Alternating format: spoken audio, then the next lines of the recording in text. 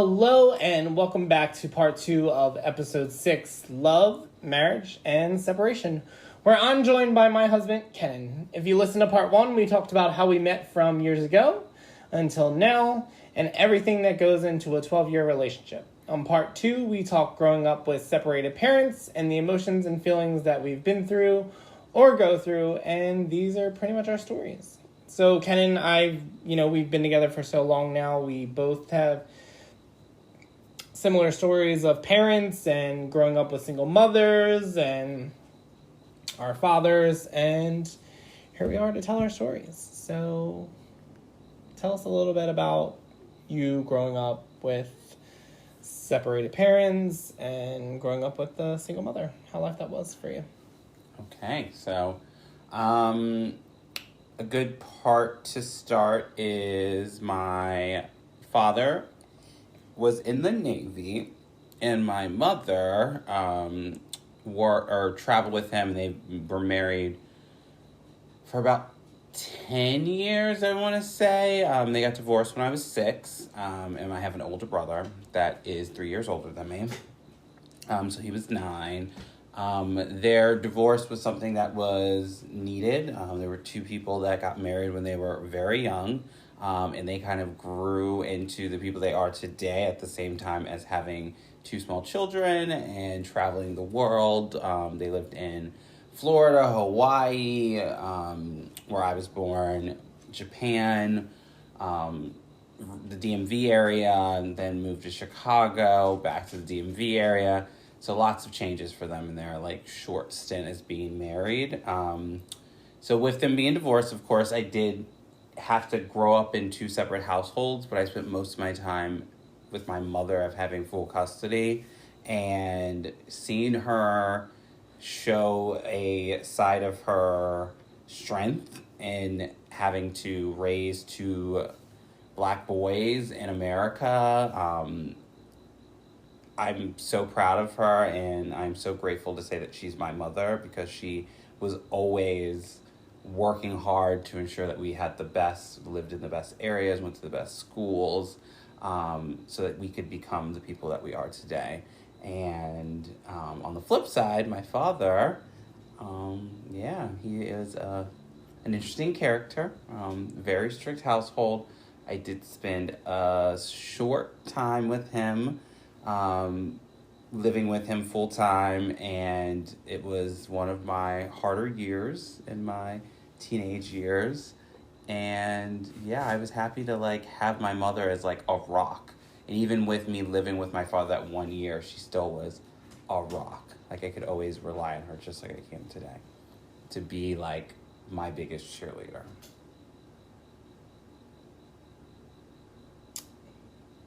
Quite the story. I have a lot of similar interests too. My parents had me at a younger age. My dad was 19, my mom was 20. I am the oldest of 3 sisters, believe it or not. Growing up, it was, we had our tough times. We had our, our moments where both families were at neck and neck.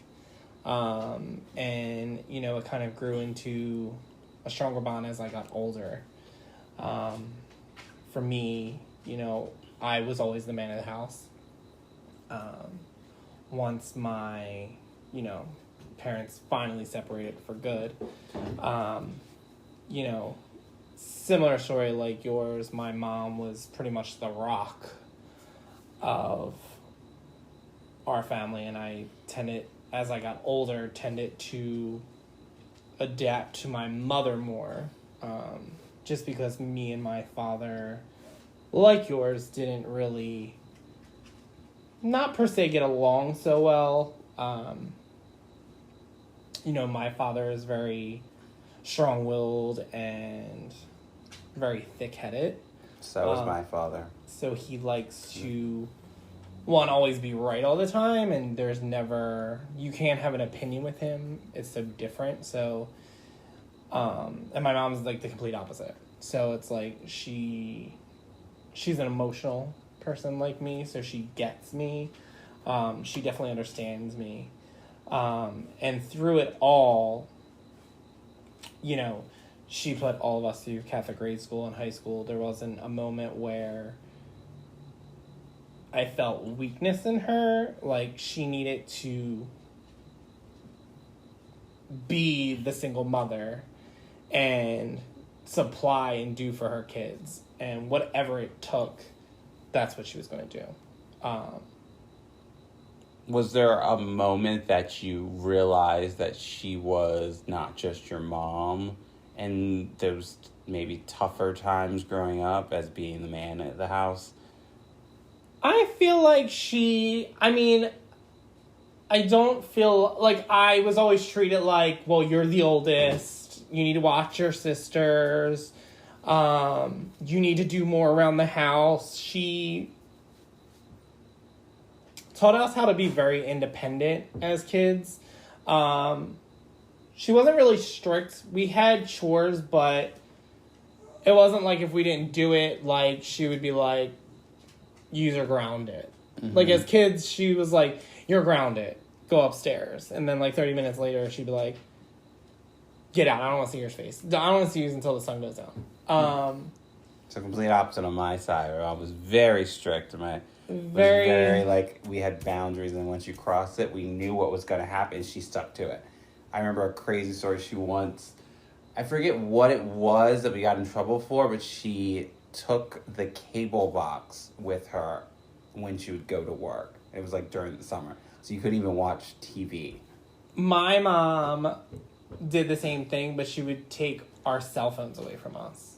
Okay. And, like, growing up and, you know, not being able to have my Nokia phone as a kid going to high school or grade school, and probably, like, my first year of high school was like, oh my God, I don't believe she did this.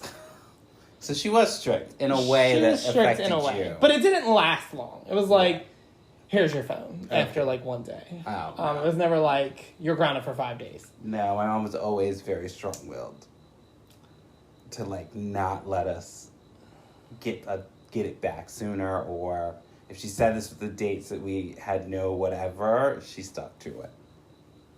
Did she, like, because sometimes you growing up with siblings, I growing up with siblings, like, you know, usually someone got fair treatment versus the other person, or the youngest got away with things. Was there ever, like, moments like that? It sounds like you're having oldest problems, because the youngest one never did anything wrong. Well, I feel like Gina never got in trouble for anything. Correct. Where it was, like, always me and my sister Amanda, like, getting in trouble for everything and because you guys pushed the envelope to be like, I'm going to try you about this, versus the youngest already had saw you do it and didn't want to do it. See, I feel like I probably got in trouble the most, maybe. I don't know. Like, I feel like it's a toss-up between me and Mandy, but I would always try to get them in trouble, where I would mostly succeed on that. Yeah, see, that's older brother problems, because I was just, like, sitting back as the youngest one. Like, you can make those mistakes, I'm just taking notes.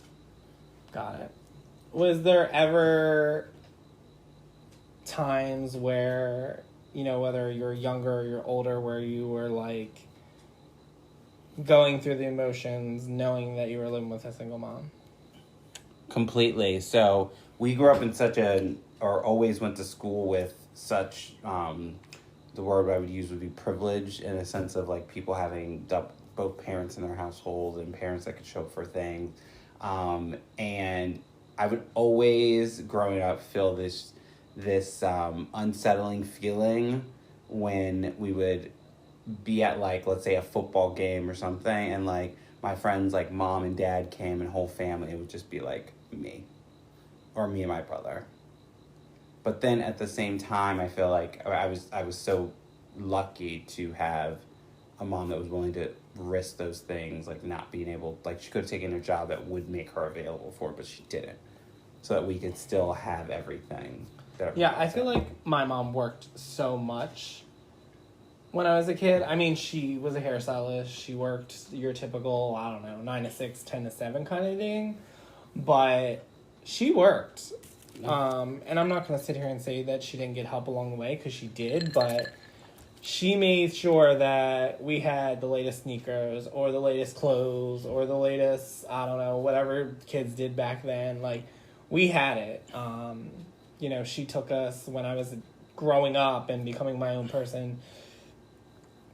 She took us to, like, when I used to hang in South Philly, she would pick up all the kids that we hung with and take us to the movies. And then when it was over, she'd pick us up and, you know, there'd be like 8 kids in a car rolling deep. Yeah. So I definitely say that, you know, that was like my mom for you. Do you think that she leaned on you being the oldest to be like her help, like kind of like in-house helper since she was a single mother? See, we didn't really have chores. Like, we really didn't. It wasn't that strict. I mean, like, we would go, like, we went to school in the same neighborhood. Mm. She worked in the same neighborhood. So, like, we would have to walk by her job in order to go home. And, you know, my best friends growing up, Monique and Jimmy, we all, you know, we would all hang out, basically. And, you know, she'd be like, I'm getting done at 6. If you are all going out over there to hang out, like, the house better be clean when I get home. Those kind of things. Mm. And I think since I was the oldest, she'd be like, you're in charge kind look. of thing. Like, the look that you get as the oldest. But there were times where I'm like, Mommy said this. Like, you better reel it in or, you know, what. So you were using your older brother power to say, like, they can do the work and you all just sit back? Yeah. Yeah. It was different. But yeah. Was there ever times where you would obviously you saw your dad growing up, was there times where you just spent time with him? There were, and I always, you always hear me say, "Oh, let's go for a walk." Mm-hmm. Those are those are the biggest memories I remember of him, just talking about life and going for a walk. But at the same time, those are some of my, like, most, like, annoying memories. I remember sometimes I'd be like, I really don't want to go on this walk, but we got to do it, you know? And it was those times I'm like, yes, they're positive, but sometimes they're like, I remember those times I was like, I really didn't want to do it. Yeah, for me, I mean, there's definitely good times with my father. I'm not going to sit here and deny it. You know, we definitely had our, like, fishing boat trips. I think we took, like, 2 of them, but it was fun. It was something that we got to share. They obviously came to an end. But, I mean, I think from what I remember is, you know, the good times of, like, going back from where I can go as far back as my dad coached my Little League baseball team. Wow. And we were called the Get Along Gang. Did everyone get a trophy on this team? I feel like I did have a trophy. I don't know where that is. But they were, like, the good times. Like, I can remember those times. Yeah. You know, there were good times and there were bad times. My parents were so separated that we would go up my dad's house every other weekend. And we would go up on a Friday and we'd watch movies and, you know, do kids things. And, you know, that soon became non-existent. Just because me and my sister started getting older and we wanted to do different things, and that's when it, you know, started to become the normal, basically, as you will.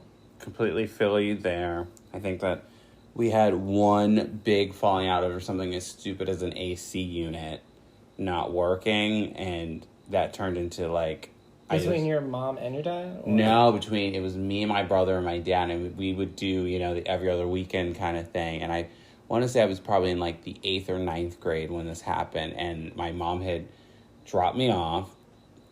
We get into it about the AC must have broke or something, and I was like, I don't want to stay down here. And they're like, well, you have to stay down here. Like, my room had no heat, or had no AC, and it was, like, in the middle of summer. And I remember I was so upset and felt so, like, on an island by myself. And it partly could have been all the hormones I probably had running through me as I was, like, going through puberty, that I, like, called my mom. I was like, Mom, come get me. And she came back and picked me up. And it was, like, a whole, like, battle, you know, From your dad's house. from my dad's house, and like she probably was like halfway home, which was like it was from like Hyattsville basically to Aldi, which is already like a 2-hour drive. Like she was already on like basically near Tyson's, and yeah, and I never went back after that. Like I would go, but it wasn't like routine Right. or regular. Like you're not gonna stay here for 3 Correct. days. And then Like I was just gonna I didn't go for like probably like 6 months, and then I went and it was just awkward. It just didn't feel like the same. Like there was unspoken things that we had wasped, you know, underneath a rug somewhere, and it just never got resolved. Growing up with, you know, brothers and sisters and siblings, was there any one of you that would lean on someone, whether it be your mom or your father, for different or separate things? Completely. Like I was the kid that like went with my mom everywhere. And my brother was, like, totally with my dad everywhere. Like, I preferred not to go with my dad. Because he always wanted to, like... This is going to sound so, like, gay. But he always wanted to, like, go get dirty and not shower. Or, like, just get up and go, you know. Do manly bro things. Yeah. And I was like, I would just rather, like, go to the mall. And that's what I would do. I would hang out with my mom. We would, like, go shopping or, like, go to, like, Home Goods or whatever it was then. And, yeah, just hang out that way. For me, I was obviously growing up, I was kind of like in the middle because during their whole separation, I didn't know what to think as a kid. I'm like, maybe in my head, like, I was used to all my friends having both parents. I mean, I did grow up with best friends that had separate parents too. Mm-hmm. So I kind of got it and I could relate. But as I got older, I thought more so my mom. I was more on my mom's side than I was my dad's side.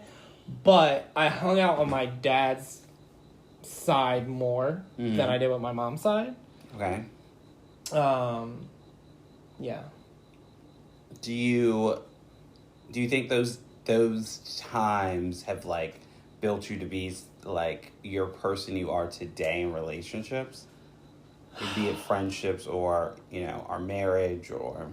For me, it's just like I get so many things from my mom. Like, my mom's a Pisces, and she's like me as a Cancer, where it's just like so loving and is willing to do anything and everything for anyone and anyone, and wears her heart on her sleeve. And I feel like I get that a lot, and I can relate on my mom's level for so much because she's been through so much. Where my dad, I don't really get where I'm not like him. I'm like him on a level where I can be selfish because my dad is completely selfish and he likes to have the last word, and so do I. But I think that's all I get from my dad, besides looks. Now, do you just think that because, like, you grew up with your mother and not your father, that you believe, like I sometimes think I have such more of my mother's personality because I spent so many of those critical years of like maturing with her. I feel like I totally have my mom like down to the T. Like, me and her are very similar. We think a lot alike, where that can sometimes put us in a corner where we're like neck and neck at each other, because even growing up, like I said, I always wanted the last word, and she's like, you're just like your father. And I'm just like, but, and it would aggravate her. But I feel like we get each other. Okay. If that answers your question. So you answered my question exactly what I thought it would. That you spent those times building a relationship with her and times that you mirrored her because you're like a sponge. Yes. Right? And some of the things that she saw in you is because she knows your father deeper than you do. Yes. Spot on. Yeah. Spot on. Yeah. Where... Like, I feel like, I don't know, if I feel like roles were reversed and my mom was my father and my father was my mom, I'd probably be different today, I guess. I don't know. Do you ever think like that? No, because I think I am a product of both of them. Not equally, but like a 70-30 kind of split. Because even with like how I am in our marriage or our relationship, I can sometimes have attributes of both at the same time. Really? Because I really don't get your father at all in you. Your brother, 100%. Yeah. but yes. Where do you feel like you get from your father? My what do you call it? My saver mentality is definitely him, and my stubborn is definitely him. Where, my willing to open my door to everyone is my mother, or being more reserved and more critical. But I feel like you're more like your mother, though. Completely, yeah. So she would be the 70, he would be the 30. Okay, I was gonna say, because you're very spot on. Yeah. When it comes, but we've always been like that, though. Got it. Do you feel like now in present day, what are your thoughts and feelings about the whole story of who the Browns are? I think that it's a story that has a lot of different levels or layers to it, because there's a core kind of melding of two young people that were trying to get out of their same city that everyone else they saw around them grow up in, that really didn't have any much positive to it. They had no outlook on life there, and they wanted more, and they were bigger dreamers. And then it grew into this how we understood the feeling of being in Chicago, really don't know anyone. Think about doing that and putting yourself at that age overseas, and you can't understand the culture or speak the language. So it heightens all those emotions of being with this one person all the time, and now you have two little kids too.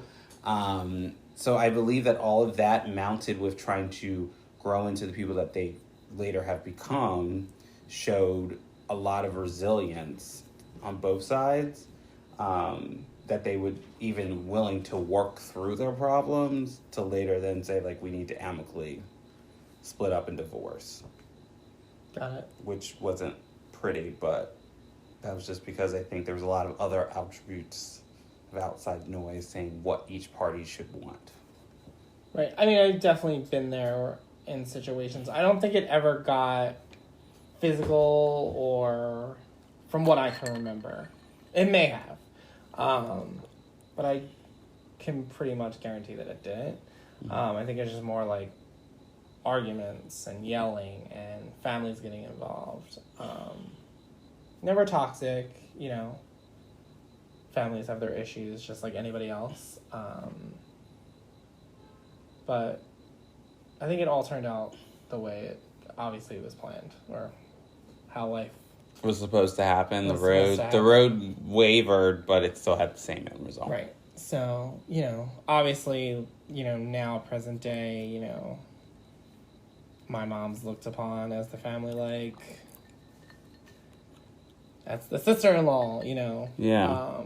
Even though my dad is married. But yeah, I don't, it's definitely like you said, it's my life has planned itself out, and that's the way it is, and that's how it will continue. Yeah, but do you ever just sit and think what your relationship will be with your mother in 10 years from now? Oh God, that's a lot. I feel it's such a tough subject for, on a different note of how life has been for the past 8 years, with different obstacles that we've run into as a family. And by family, I mean me, my mom, my sister Gina, and my sister Amanda.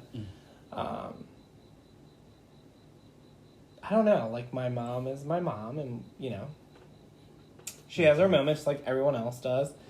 But I would say in the past couple of years, we've had our ups and downs. And, again, like any other family, but I feel like she leans on me the most now. I feel like not only am I the oldest, but I get her, so she's going to lean on me more as years go forward and she gets older. Okay. See, I almost think about it in the sense of we have, at least me and my mom have grown so kind of, again, I always think about it that we grew up kind of she was at a quicker pace than I was, and now she's shot up here, and I'm trying to play catch up to meet her. But, like, I want to be at the destination 10 years from now. Like, we go on, like, a trip every year. I'm, like, experience life in that, like, kind of level. As, like, almost, like, growing still together, but differently. No, I definitely... I like that. I think that's really great. Me and my mom probably have taken... I mean, we've definitely gone down the shore as kids and, But for me and her to, like, just go on a trip, I would love to just go on a trip where it's just me and her. Yeah. I think that'd be so amazing because I feel like... you, like, ride camels or something. Like, something random, but, like, feelings cool. would come out, stories would, Yeah. You would create this bonding experience like you've never had before kind of thing. Correct. Maybe that's plans for the future. It's pretty much... Sounds like good friends, actually. Yes. That's what I always, like, envision in the, 10 years from now, and I'm, like, 40, and I won't tell you my actual age, I'll be 40, and I'm, like, meeting my mom on, like, an airplane, and we're going somewhere cool to, like, off our checklist to... Right. No, I think that's a cool idea. Maybe we'll have to plan for the future for both of our parents. Yeah. So, well, that was a great combo. Yeah. Got a little deep there. That was a little deep. I'm sure we can talk about this all day and give more notes because there's so much more to talk about. But yeah. So we are going to take a little break, and when we come back, everything that we look forward to every episode, the JAWN of the week. Stay tuned.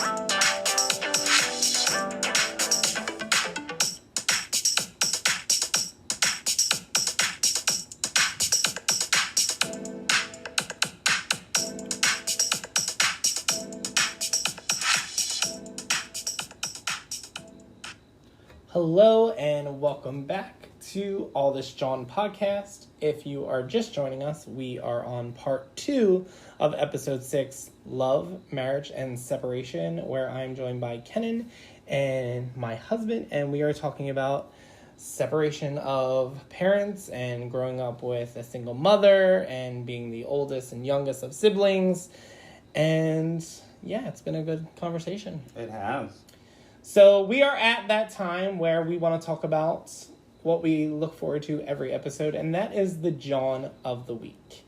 This week, the JAWN goes out to you Philadelphians again out there, wearing your new normal mask for COVID-19. In a recent survey, in my favorite magazine that I get a subscription for every month, is Philly Mag. So recently, Philly Mag has done a survey, and study finds that Philadelphia is one of the top U.S. cities that people are wearing masks. And from when COVID first started hitting in March to, I would say, probably the end of March, where people started putting on masks, was that people were wearing their masks 20% of the time. Now, we are at a high 80 percentile in summer months, and people are wearing it nonstop all the time. Different shapes, colors, styles, regular doctor's masks, people getting masks from online, people making their own masks. And yeah, as we are in month 6 of this pandemic, which we call COVID-19. I think what did it for me was recently when me and you went to Cherry Hill Mall and we were like, we just need to get out of the house, and the malls opened. And I think for me was going to the mall, but I was fine because I was like, I need some shopping therapy. Like, I just want to like go buy some stuff instead of ordering on Amazon 24/7. Yeah. And we went to the mall, and you're now in this huge area with 4 walls, but there's little stores inside, and you're going into these stores, but you can't just walk into them. Like, you have to wait in line at these stores. Yeah, and wait in line at the register and wait in line. You can't try anything on, which is so That weird was so for me. weird, right? You can't try anything on. Not at all. You have to basically sight unseen, to the point that the checkout girl at Zara was like, please keep your receipt. Right. Just in case you have to exchange. Well, and another thing is like this whole like system of like when we went into Abercrombie, it was like you couldn't just like go up to the counter when they're like next. Like she's like, wait a minute, like I have to wipe everything down with hand sanitizer, organize things, then you can come up in line. Right. And I think for me, it's starting getting a little eerie because you're walking around this mall. There's people in the mall. Like they're not controlling how many people come in the mall. They're controlling how many people are going into the stores. And for me, it's like people are looking like, well, wonder what they're thinking or feeling right now. Like, wonder they feel some kind of way. Like, correct. Or what's on your mask? Right. And that mask store or the kiosk. He was making money. So smart though. $10 a mask was a good deal, and he had lines of people buying masks. I literally probably think he made a lot of money that day. Yeah, but if he's open just for a few days, he makes his own money. Because we all need a mask. I mean, $10 a mask, like, is probably the most poppin' kiosk in Cherry Hill Mall. Yeah. But I think for me, like, after a certain amount of time of us being in there, we obviously got to go to the stores that we all wanted to go to. But, like, half them stores weren't even open. No. Like or they're, like, only allowing a certain number of people in, and then they shut the doors. Right. And you're just like, ooh. But even, like, when we went to Apple and I got the earbuds, like, that was the only store that was doing, like, temperature checks. Like, you weren't even allowed in there. And then without a temperature check. Right. And then the guy that was in there, I felt so bad for him because his wife had lupus or whatever. Yeah. And, like, he's now putting himself in jeopardy just to work. I think it was, like, he looked scared and worried. You know what I mean? Like, God forbid you come home with it and now you just give it to your wife. That could kill her. Right.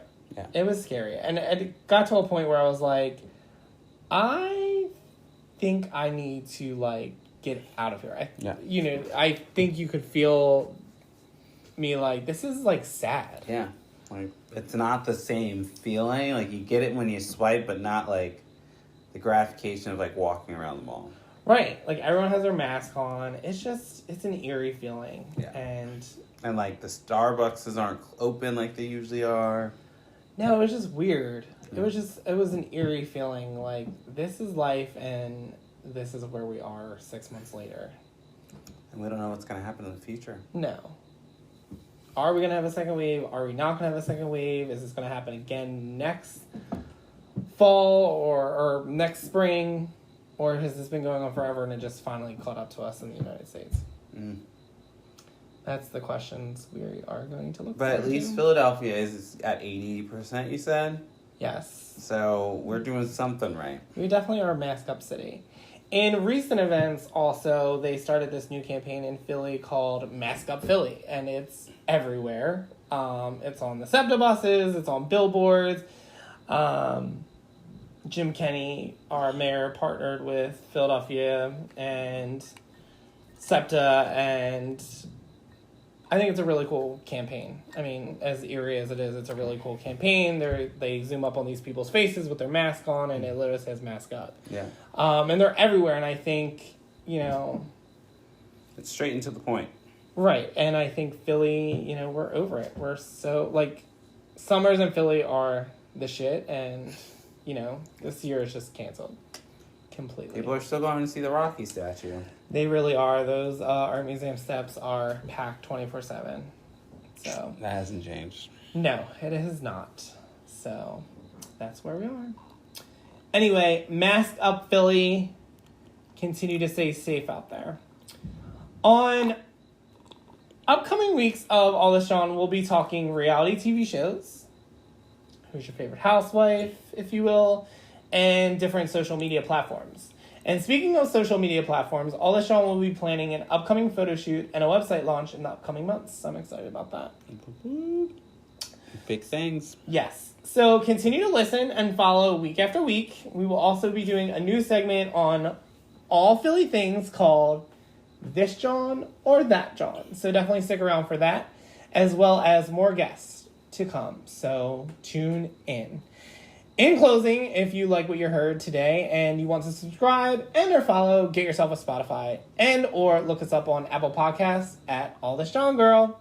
You can also follow me on Twitter at AllThisJawn, or you can follow me on my personal Instagram, get_your_life, and life is spelled LYFE. If you want to slide in my DMs and you want your questions answered on All This Jawn, email us at allthisjawn@gmail.com. And thanks for listening. And until next time, have a good night, Philly.